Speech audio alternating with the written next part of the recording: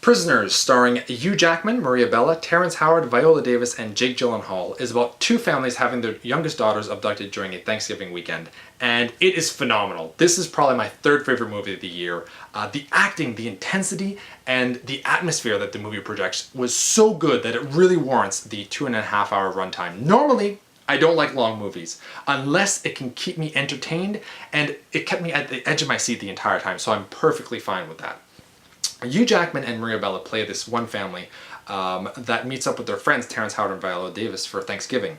And both families have a teenager and a younger daughter, and the younger daughters want to go out and play, and the teenagers are supposed to follow them. The first time that they go out before supper, they do this, but the second time, the younger daughters say that they will tell the teenagers, but they don't, and they go out on their own. And this is when they get abducted.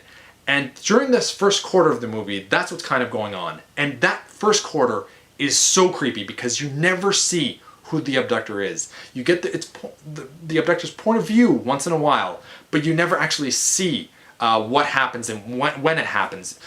It's just so messed up because there are moments that they give you hints that, you know, an abduction might be happening. Like at one point, the first time that they go out, the younger daughters end up going close to this RV, and they want to play on the RV, so they like climb like one of the ladders on the RV, and the teenagers are like, no, you can't do that, so they bring them down, and they're like, do you hear music?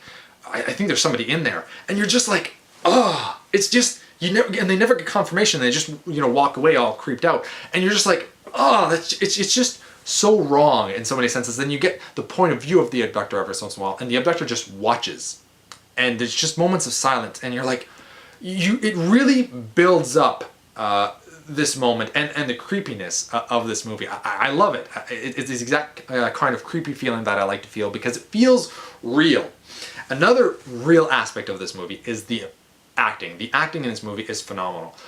Every character plays their roles great, but Hugh Jackman specifically just nailed it. This was probably his best performance that I have ever seen. The only movie that I haven't seen him yet is Les Miserables, but that's a 3-hour, you know, musical, so I don't know exactly when I'm going to watch that. But from what I've seen him in before, this is his best one, and this is the kind of role that I hope that he continues to get, where the script is so well written and the director, you know, really allows him to show the different kind of emotions that he can project as an actor and you know, hone his skill. It's just great. You really start to feel for Hugh Jackman's character because he's you know, an upset father that's saying that, you know, my daughter is out there, I want to find her. She's going to start worrying that, you know, I'm not there to protect her. And Jake Gyllenhaal is the detective that's, you know, assigned this case. And Jake Gyllenhaal's character, you feel for him too. And he's a good actor. He's amazing in this as well. He actually has this twitch where he blinks every once in a while. And he does it throughout the entire movie. And he never lets up. He's always remembering, and he's always doing it. And it's just a little thing like that, you know, there's no reason for it. It's never explained why he has the twitch. He just has a twitch. People just have twitches.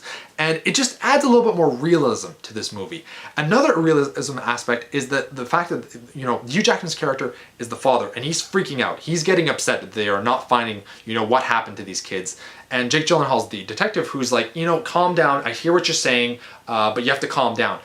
This is something that, you know, detectives would actually say and what fathers would be saying. So it's very real in that aspect. And because that Jake Gyllenhaal and the police force aren't really getting things accomplished as fast as Hugh Jackman's character would like it, he decides to take matters into his own hands.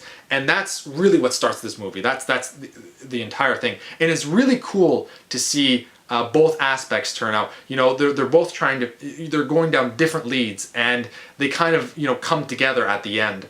And you're able to piece kind of what happened by the end. By the end, they explain everything, but you're able to do it just a little bit before everything is revealed. And I loved it. It was such a good movie, and it's a movie that I would like to go see again, to watch right from the beginning, to really see when they showed you every hint that was relevant to this case. So I give this movie an 8 out of 10, and if you like thrillers, and specifically thrillers where there's child abductions or, you know, detective work, definitely go check Prisoners. It is my third favorite movie of the year. I loved it. So you've been Bearded In. Thanks for watching, everyone. Beardage!